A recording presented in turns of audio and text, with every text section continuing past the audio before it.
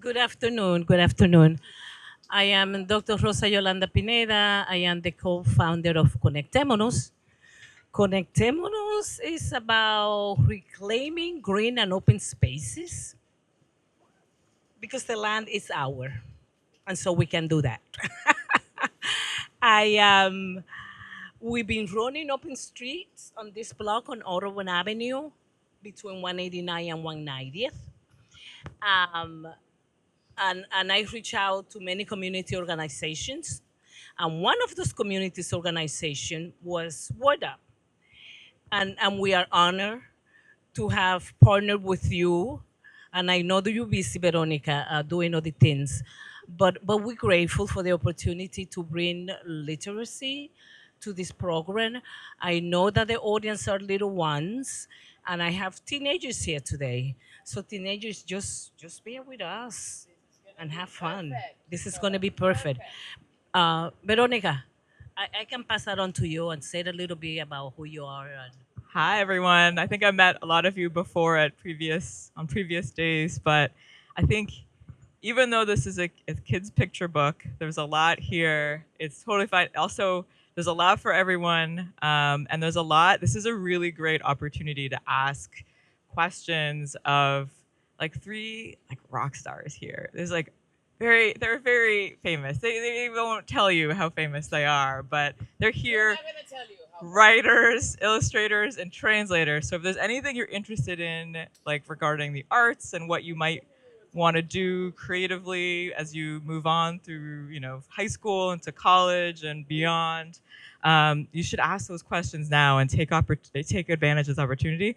Also, they do have other books too that are not just targeted to. This is the very first picture book written by Angie Cruz, but Angie Cruz's other books, some of which were written not that when she was not that much older than you are right now, are mostly targeted to adults. And teens have read them. We've had them, at high schools around in the neighborhood. Kiani has so many kids' books and adult books, and they're in English and Spanish. And Luce, do you have other books? This is Luce's very first book. Animation. Okay. Questions about animation, about teaching, everything. Totally, take advantage of this moment. And I will let you. You can either you want to read or talk about the book. I do. I want it. This is the birthday of this wonderful book, and I'm not like I don't care that Angie's here, that I love her, that I actually slept at her house last night, because I live really far away from here. I used to live here. I used to teach at George Washington High School, and I used to live working 185th at a supermarket, and lived around the area. But this book is so special. How many of you or your parents came from somewhere else, from a different country, from uh, your grandparents came from a different country, from somewhere? See, so this book is for you and for me, right? It's about many things, and I think before we open the conversation, it would be nice to read. Honestly, I'm so happy. First of all, I'm happy to see your faces. I actually have a 16-year-old. I'm curious, how old are y'all? Like, where are you? What school are you in? Like, are you in high school, middle school? Like, where are you? Just yell it out. 17, 16. All right. So I spend a lot of time with 15, 16, and 17-year-olds. They populate my house often. My kid went to school in the square, which is I don't know if you know that school. Like, it's on Wadsworth and 180th. I grew up in Washington Heights on 165th Street, and the reason I wrote this book was because when my kid was a kid, first of all, I didn't read books as a kid. I didn't start reading until I went to college, to be honest. I kind of like skimmed my books in high school. How many of you actually read books? That's amazing. You're way ahead of me, because I really hated school and I almost failed out of high school. And I think it's important to say that because no, they were really smart people. They did really well, but I'm like the bad apple because no, I was so bad at school. Were you good at school? I was bad in high school. You were bad at high school? Yeah, I graduated with a 2.25. So we're representing Oh here. my We have God. everything. I graduated with a 65 average. I barely graduated. It was very bad. And the reason it was because I was in a school that wasn't teaching to my style, right? Like they didn't understand me. They didn't really, like, I couldn't get to the work. And when I was raising my kid, I wanted him to see himself in books. And I couldn't find those books, right? That was like 15 years ago. So now, or, 10 years ago. So when I had the opportunity to write a book, I was like, I want to write a book that kids can see themselves, that our community could be seen in the book. So I hope that's true. And what I think it's really actually exciting for you all to be here because honestly, we need you to write these books for the future. Like you're all, like one of you, I'm hoping one of you or two of you will decide after being here that you're going to be like, you know what, I got stories to tell too. Because that's how it happened to me. And my story is important. And my story is important. And I didn't think my story was important. But when I got to college, I was a student at FIT. Someone was like, what do you want to do? I said, I want to talk about how fucked up this world is. And I literally, that's how I started writing. Because I felt like I had something to say. So here I am, many years later, here in front of you. So I hope that, you get something from this. I think I could do it. I'm kind of going blind. Okay, so, all right. I can open it and you. Oh my God, could you share the images? All right, we're gonna collaborate here. Okay, so the book is called Angélica and la Guira. All summer, Angélica woke up to the sound of the parrot next door. Soon, she'd say goodbye to the parrot, her tías and primas, grandparents, and the Dominican Republic. The end of summer meant returning home to start school on another shore. Okay, who has a güira? Oh my God, we need a güira accompaniment. Does anyone know how to play this? Okay, anybody want to try?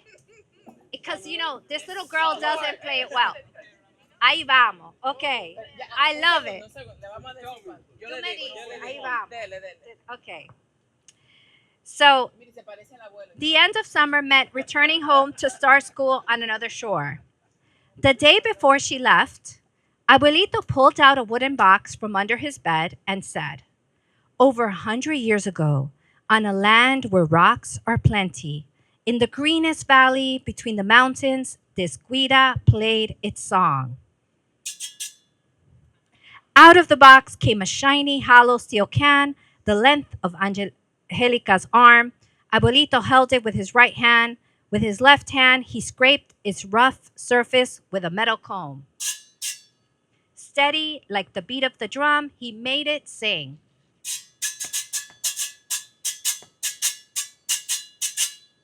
Wait, chiquichi?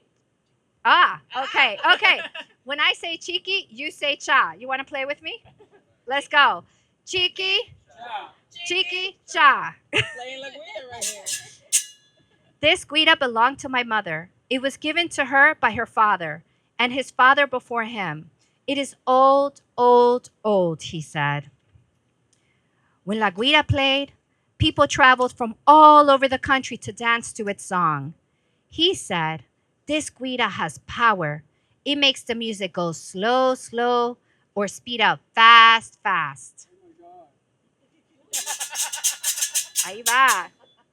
Sometimes its beat is so fast that when people dance to its song, everyone's legs and feet disappear. Poof!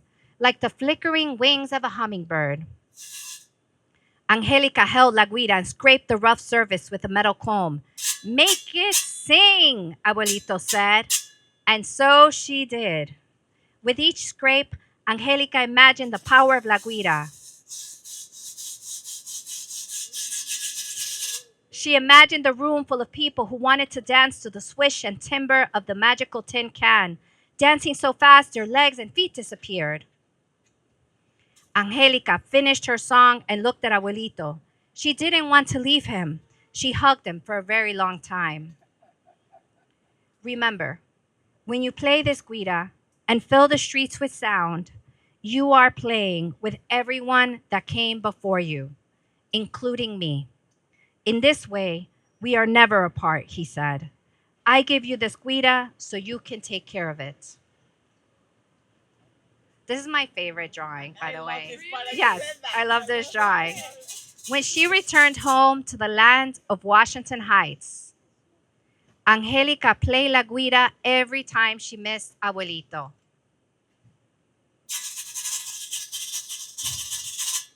She played in the living room while Mommy worked on the computer, in the kitchen while Papi made his famous roast chicken. Amor mío, can you please go play that in your room? Papi asked. Angelica shared a room with her older sister Olivia, who was always practicing capoeira, and her older brother Ben, who spent his free time drawing comics. Angelica, I can't focus with that noise. Yeah, Angelica, go play that somewhere else, Ben added. That night, Angelica wrapped La Guira in a towel and slept with it. Maybe she needed a band, she thought. She dreamt of playing with her school orchestra so everyone could see the power of La Guira. The next day at school, Angelica sat in the back of the theater. There were many kids playing instruments. Angelica felt the blare of the horns in her chest and the soft whistle of the flute tickling her ear. She took out La Guira and scraped this rough surface with the metal comb. The conductor raised his arms to stop everyone from playing music. What is that sound? A spoon scratching a pot? Pennies inside a tin cup? He turned around and found Angelica, who hadn't noticed that the scraping of La Guira was like her loud, fast-talking tia, who never uses her inside voice. I'm sorry, Angelica, but that tin can sound doesn't go with this music, the conductor said. Maybe you should play the clarinet, or the violin, or trombone. Angelica left the theater, shoulders slumped, determined to find a place to play La Guira. On her way home from school, she stopped by the jazz club. She pressed her ear against the door to listen. First, she heard the bass. Anyone have an idea of what a bass sounds like? Could you give me a sound? Bada boom, doon, doon, doon, doon. Then the drums. What do they sound like? Then the piano played. Plink, plink, ting, ting, ting. Angelica pulled out La Guira and scraped the sides with the metal comb. A neighbor bobbed her head and smiled at Angelica. Then the door flung open. One of the musicians said, "Hey, kid, we're trying to practice for tonight, and that guira is messing with our sound." Angelica sat on the steps of her building. She felt like a balloon without air. Her chest hurt, and she missed her grandfather, grandmother, her tías, primas, and the neighbor's parrot. Then she remembered what Abuelito told her. When you play this guira, you are playing with everyone that came before you, including me. In this way, Angelica knew they were always with her. Angelica pulled La Guira from her backpack. The scrape, the scratch, the soft chi reminded her of rain hitting the tin room that protected her grandfather's roosters. She could feel the sound echo inside of her. She could hear Abuelito, her great-grandmother, her great-great-grandfather, and her great-great-great-great-grandfather all playing their sounds on La Guira that was old, old, old. The girl with bright hair who lived across the street walked over with a tambora and sat next to Angelica. Nice beat. Can I play with you? She asked. Yes, you can, Angelica said. Then her neighbor David sat on his fire escape and played his accordion. Then the trumpet player from the youth orchestra blared her horn. Then the bass player from the jazz club joined them. Then Papi and Mommy looked out their window and yelled, Angelica, wait for us. On the hot sunny day in the land of Washington Heights, where the frío woman scraped ice for a long line of customers and the men on the corner plunked dominoes on the makeshift cardboard table, Angelica played La Guira fast, fast. And all the other musicians followed the beat. Neighbors, friends, and family traveled great distances to dance La Guira song. And just like Abuelito said, Angelica watched as people's legs and feet moved so fast to La Guira's beat that they disappeared.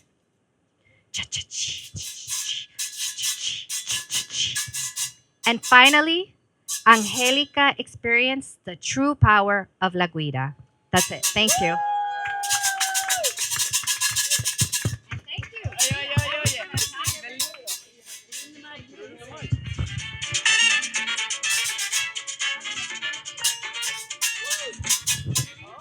Some of you know what merengue is?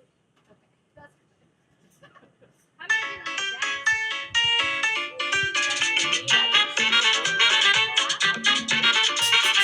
This is Angie Cruz. We hope you have enjoyed this unabridged production of Angelica.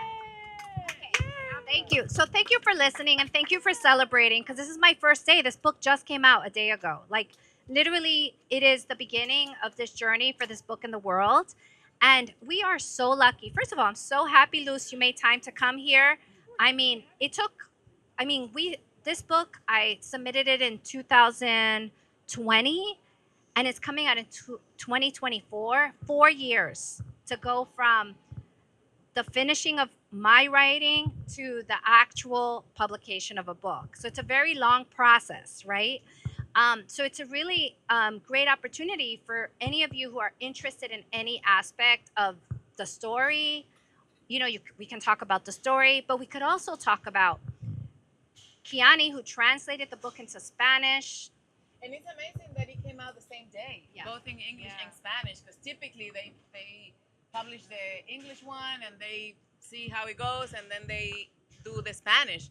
But they believe in this book as much as we believe in this book. So All right. So any questions? I would love to just hear your voices. Like I'm interested in who you are and what's interesting about this, if at all. I want the mic. No, you see, at the beginning I said this is not only for children, and I hope you saw that. And if you tell me why this is not for just for children. What did you see here that relates to you or not, or let's dig a little deeper. Right. Okay. Anyone want to say? Oh, there and then I wanted to say that I think this book teaches people to stay true to themselves and not change. Oh my God, that's very useful. In fact, everything you're saying, I'm going to probably repeat when I'm on book tour. I'm going to Washington, D.C. tomorrow. So please help me think about what the important. I love that that's what you got. Stay true to yourself. I think that's a really important message, especially in a country that makes us feel like outsiders, all the time. So thank you. That was really useful to hear that that's what you heard. And you will find your community because that's what happens to her. People kept pushing her away, but then when she saw the value of who she was and the Guira and her family and her ancestors, then the community supported her. Good afternoon, everyone. My name is Angelo, and I'm a friend of Kiani's. Oh, hi. Yeah, hi. What I got from your story, which is fantastic, is I like how you capture the tradition and the culture, and you keep it alive because a lot of us are forced to assimilate, right, and be Americans, and not do the things that our parents and grandparents did with pleasure. So, They had to do it. so passing it on to the younger generation is a beautiful thing. Thanks. I want to say that one of the reasons I became a writer, a lot of people say write about what you know, right? So you're you know a lot of shit. You've lived through a lot of shit. You see a lot of shit every day. That's real. But I actually write about what I don't understand and what I want to know. And the truth is that I hadn't really thought about La Guira until I started writing this book and I started doing research. And I was like, oh my God, this music, El Perico Ripiao, this tradition. And taking lessons. I even took lessons. And you know why I took a lesson? Because my mother took a lesson first. And she's like, oh, I read your book about the Guira because I left it in her living room. And she's like, I started taking YouTube lessons. And I was like, I need to learn how to play this Guira. And suddenly I became closer to something I grew up with, right? So part of being an artist is also learning more about who we are, who our people are, what our community is about. You don't need to know everything. I basically write about most things I don't know anything about. is things that I want to learn about. So I think it's also really special. Like I'm inspired. You know, I grew up listening to Perico Ripiao and merengue, but I didn't really know that much about its history. So the book allowed me to learn about the history. And I'm curious, Luz, like what as you were illustrating this book, like what did you learn in the process? Because you also are Dominican, right? I am. And this was a big mirror for me, especially in the use of color. Like I had to look up at other Dominican artists, especially fine artists, and realizing how colorful our work is. I predominantly work in black and white. Like I feel very comfortable in black and white, and all of a sudden I'm faced with so much color and it's so saturated. But realizing like I myself am a very colorful person. My people are very colorful. We're not just here. We make a scene. We're very vibrant, full of joy, and I couldn't help but add that in the colors itself. So and also being able to represent every single skin tone in my family as well. Like I was really happy to see Luz's illustrations represent and mirror the family I grew up in. Right? It looks like the family that you grew up in, it's the family you grew up in. I don't know if your families look like this, where we're all a little bit different from each other, and some people are like, "Wait, you're related?" Yeah. This happens all the time. Like, wait, that's your cousin? Like, how? That's your Right? sister. That's your sister. That's your dad. That's your grandma. You know, so to have a book, it's actually really not that common to have that. And thank you. It's a big step in children's books, and it's being mentioned in the reviews. I just want to say like it's super important to me because outside of America we're seen as one, and here we're dissected and separated. And I want you guys to remember that we're all the same. We're all the same. And we're very different. And we're very different at the same time. Yeah, and I don't want us to feel alien from each other. And I think that was my biggest concern.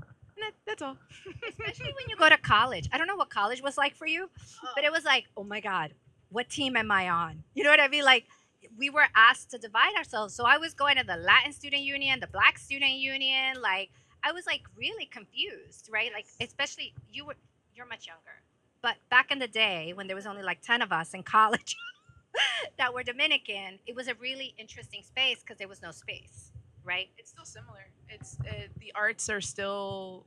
We need more people of Latinidad or of Latin American and Afro descent in the world of the arts, and it's all about accessibility. And I want you guys to know that you can start from where you're at. Just because there isn't enough people that look like me in a classroom, and I teach in colleges and stuff, so it's nice to be able to pass this on. Did we find your work on Instagram? No, Twitter. Twitter. Could you believe we found her work on Twitter? So like this is actually a really good testimony. Like a lot of the illustrators, they shared them with me. There were a lot of them that I was looking at different illustrators, and a lot of them were for Instagram and Twitter accounts. So that's also really interesting, right? Like you might think, I don't know anybody. But if you put your work, if you're an artist, you're an artist. Is anyone an artist here? Or you're trying or you're becoming an artist? Share your work. Show people your work. Tell people what you want to do, because that's how a lot of people are finding talent right now. There's an artist here. I just wanted to go back a little bit about college experience. And we have very different experiences because I didn't even know there was a club for anything. I had to study and go to work, or go to work and then study. So if that's the case and you have to go to college or high school or whatever, and you don't belong, you don't feel that you belong because you don't have time to belong. It's also part of life, and it was my experience. So I didn't have to decide which club I was gonna go because I didn't have time. Questions, say things, please. Come on, about the book. I do want to say something about the translation, though. It has been such a magical ride for me because Angie Cruz, right here, was the first human being that believed that our stories should be translated in our language. Like, if the book is about a kid from the Bronx whose mother is Dominican or Puerto Rican, why is the book shipped to Spain to be translated over there, or Mexico? And it loses half of the flavor. So when Angie published Dominicana, which is a book in English, but the title, even though the title is in Spanish, which means Dominican, a Dominican woman, she asked for a Dominican translator. And it got to me in a Facebook message, like, do you know any Dominican translator? And I'm like, wait. It took me a second. Because I've been working as a translator, tras bambalinas, like behind the curtains, for doing doing comics for TV and stuff for 7 years. And it's like, wait a minute. I am. I am. I actually am. But because nobody ever cared about big projects, like they didn't think we could do it. And just like, no, that's what I want to do. This is where we're going. And it has been amazing. Amazing. I mean, 3 books with you, a book with Elizabeth Acevedo, a book with Lorja Garcia Peña, with Lilian Rivera, with Ruth Behar, with Lise Norman. That I'm talking about for years, because there was a need. We want to see ourselves in things, in important things, books, TV, movies. So this book, you read it, you heard it in English, but you know that it has the Spanish flavor. Grandpa, you know that Grandpa is speaking in Spanish, right? When she's in the Dominican Republic. So I get to do that. I get to bring Grandpa's voice. And I'm too grateful. Should I bring the tears now, Emmanuel? Okay, I'm about to. No. Yes. Hi, I have one comment and one question for y'all. I really love how you're talking about celebrating each individuality as well as the how different we are and how similar we are. And I love how the music it brings together. Even the instruments are different, so I really appreciate that. My question for y'all, you can talk about the challenge in your individual creative process, because you talked about it took 4 years for it to come to fruition, but I'm sure you all have some challenges that you encounter and then you still have to figure it out, as much as how long you've been in industry or in your career. But I feel like something we can all relate to. Thank you. Luz will begin. Oh my God. Okay. The process. Well, I'm used to working with writers, especially working in animation. So that process isn't new. What was new was having the final say on the look and color and the complete art direction of, like, yeah, do what you want, whatever feels right. And I'm usually told what to do, and this is the first time being like, oh, I'm my own adult. Okay, yeah, I have to make a decision and commit to it. But then also life came at me really fast. Like, this is about grandparents, and I lost my grandparent during this, and I lost friends and some more family. No, it's all good, but this is what kept me working. Having something to come back to, especially working remotely. Art is an anchor. Art keeps you is your friend and your companion through life's ups and downs. We all just went through a pandemic together, and art was my companion. And I hope this book will be your companion, because that's how we're really just throwing messages in a bottle to people and hoping that we can connect. And this was what this book brought up for me was, I'm isolated and I'm trying to create for others. What does that feel like? What is coming up? Make decisions. Oh God. So the creative process is difficult but enlightening. No, there goes my cup. It's not for the weak, but it's so enriching, and I highly recommend it. That was my process. I wanted to say, I didn't know you lost a grandparent, and I could see it in the illustrations, because there is an emotional quality to the illustrations. If you look at the book closely, she has this moment where I said, "Whoa, this is genius!" Like, she puts the characters all the ancestors inside the güira. So when it gets played, they get released. And I know that many of you probably have already experienced a kind of loss. It's impossible to live in life without losing something. Is it a place or a person? And it is true. Art has been my anchor too. Like, I had to leave a number of times to work, to live in other cities. And art was the thing that held me back to this community and helped me feel at home. So yeah, I feel it, and thank you. And um, I feel like for me, like I'm gonna talk about, I have many challenges, but I will speak on the challenge of writing this particular book is that I had never written for children. And because I had a child who found most books really condescending, he was like, "Mom, don't be reading me issues books. I know shit is hard. I know about history. I already went to school." He wanted to read things that were fun. He liked things that had music. He already saw enough in his life. He was like, "I don't need to think about how hard things are like in issues and books." And I found that really interesting. Yeah, like, like his Kiani's daughter's reading about Hitler right now, and the scary shit. And for summer, that's her summer reading. So what I'm saying is like I wanted to write a book that brought in the joy, because even though things are hard, I come from a working class family, and everyone's really in the hustle. I wanted to also show like we laugh a lot, and we sing a lot, and we dance a lot, and we partied a lot. When I was little, there was a lot of parties, and I wanted to show that. I think the challenge was, how do I write for children when I'm used to writing for adults, and for a child to feel like I'm not talking down to them? And I don't know if I succeeded, right? Because I'm only in the beginning of my journey. But I do think what helped was that I didn't do it alone.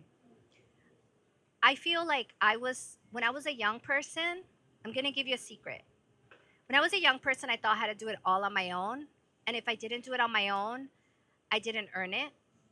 And what I learned with time is that asking for help and allowing people to collaborate with you is actually amazing. And most great works are collaborations, they're conversations. So I wrote the book and I sent it to someone who had been writing children's books forever. And I said, "What do you think?" And she was like, "I'm going to tell you what I think." Lisette Norman. Lisette Norman was this person. She wrote this beautiful book called Plátanos Goes With Everything. My Feet Are Laughing. And she's like, "Okay, this is not good. This is good. You should think about this. You should ask these questions." And then when you translated the book and you said, "Angie, that's not really Dominican," I was like, "Oh, I got to really think about that. Like, why am I thinking this way?" Like, really listening to other people and sharing your work with other people and being open. Only because people give you advice doesn't mean that you're bad at what you're doing. It just means that everybody wants you to win. That's how I move in the world. Everybody wants me to win. So I'm open. But most people do. I like to move in the world thinking that people really are open to helping, especially like people that I thought were like teachers. I was like, I don't care what they said. And now I'm like, wow, they were actually trying to help me. By the way, I'm a professor at the university. You could ask me questions like that at University of Pittsburgh. So is We all are.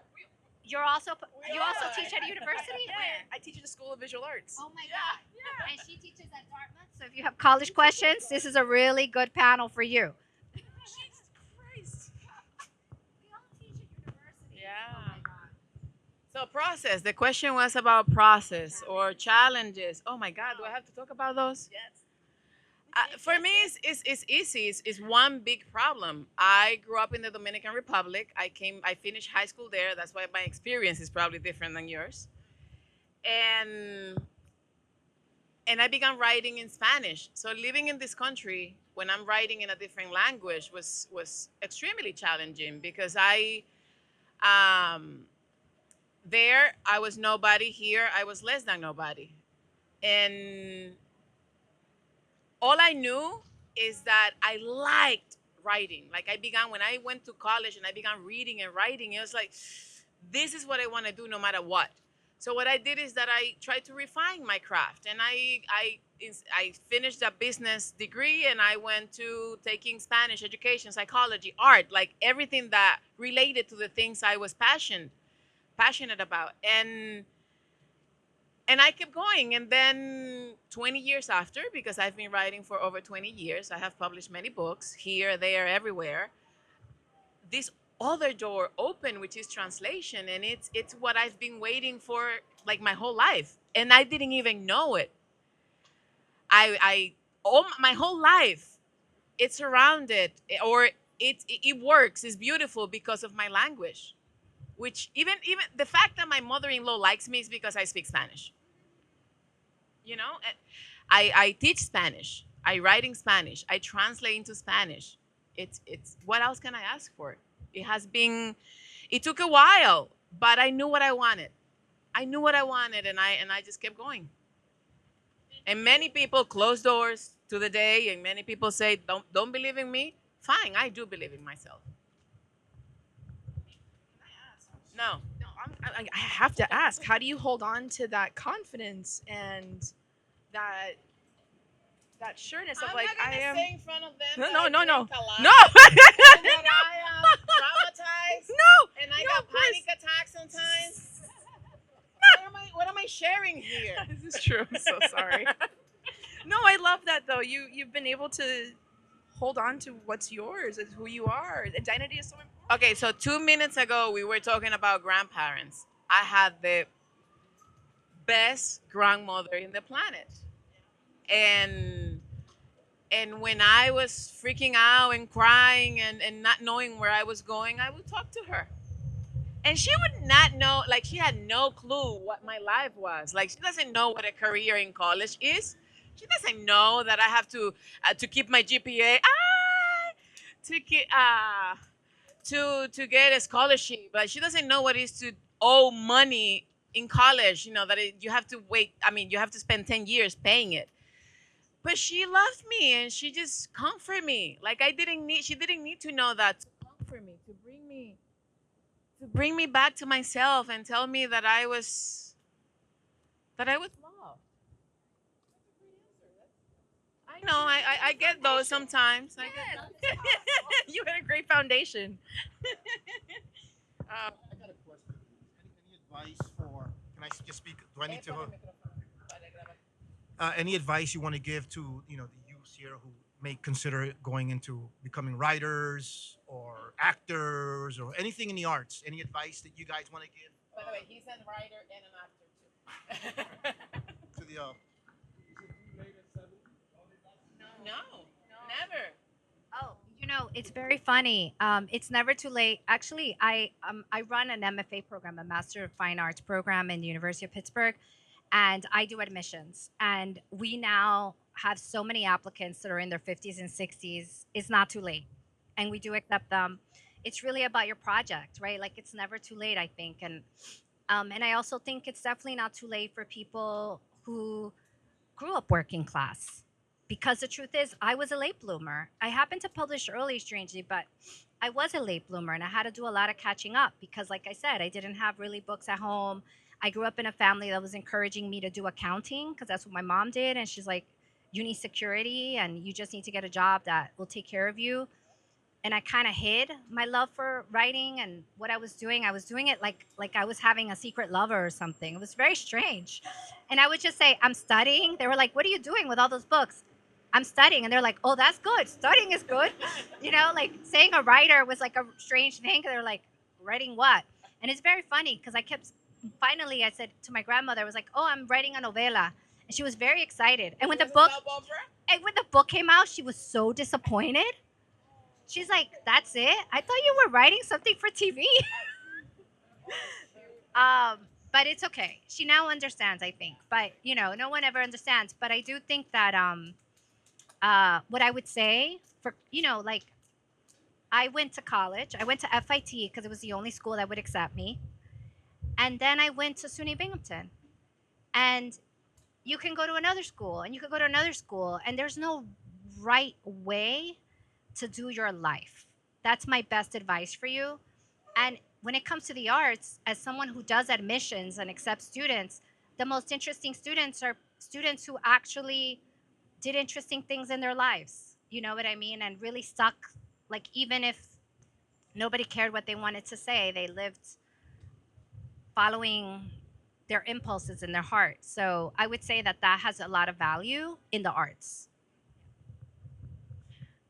I'm stubborn, and I I picked art very, very young and just kind of assumed. I work a lot with the law of assumption, where I assume this is gonna work out. I just assume.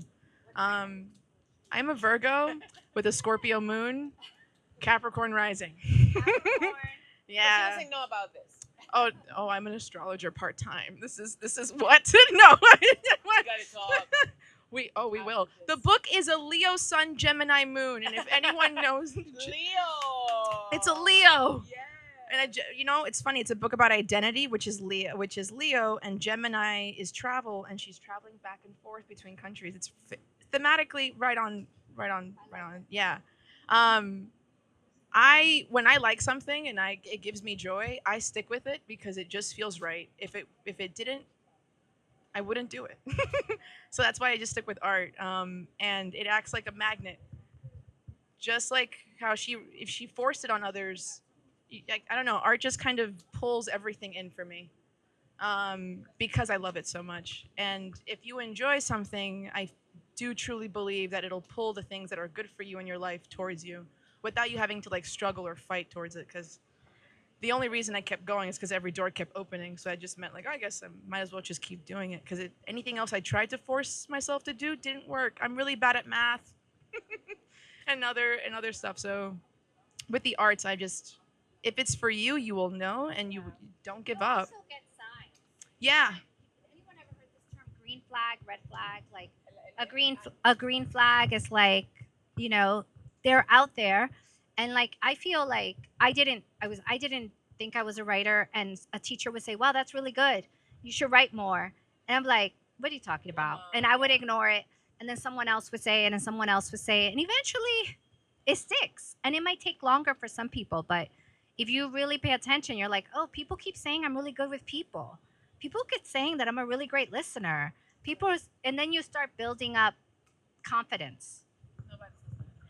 People I did get a lot of like, you shouldn't, and that upset me. And it was like oh, I'm stubborn. Yeah, it was one of those, oh no. So now I'm going to do it even longer. For me, nobody said you're good at this. That wasn't the point. But it was. I say you're good at this. No, not now. I mean when I was no. Now I know it. Now I feel that it's working. But I remember all my friends complaining when there was a homework that they have to write something, a term paper or something, and they were like, I don't know how to. And I'm like, really? Like it was two pages, and I'll be on 5, and they were complaining already. And I'm like, I didn't understand why they complained so much that writing was hard. And even though I didn't speak English that well, I was learning English. I would help them with their English papers because I kind of understand grammar, even though I don't have the words, the vocabulary. So the structure was easy for me. Putting words together was easy for me, but it wasn't that. No, and then there were some professors that began like, no, you should go this way. This is great. You should go. But at the beginning for me, it was just like, they were mentors, but they didn't know that they were mentors. All I knew is like, I'm not going that way. It's like, I don't want to be like that. I want to do something different. So you can find green flags if you look for them. And sometimes you're not looking for them, but just believe they're there. Just believe they're there. Okay, please take the mic from me. Who's there? You go. Thank you for the comment. I see this as being an identity book, and some of us at almost 60s, almost 70, are feeling comfortable with identity or have felt comfortable through our life. I mean, I'm a Black Dominican, and I am proud to be a Black Dominican. So it's all good. So if you find your identity through the arts, if you find your identity to becoming a cook, like somebody here is aspiring to be a cook, if you find your identity with reconnecting to the land, whatever works for you. For me, reconnecting to the land is very, very important. And I cannot do the journey by myself. It's not fun to do it by myself. And that's why I am having conversation with young people here to do the journey with me of reclaiming land, of planting, of knowing about our food. And I am most appreciative to you, to all of you, for sharing the experience with us. Y pa'lante. Nobody's gonna come to save us. We are the ones who have to do it ourselves. Gracias, bendiciones y se les quiere.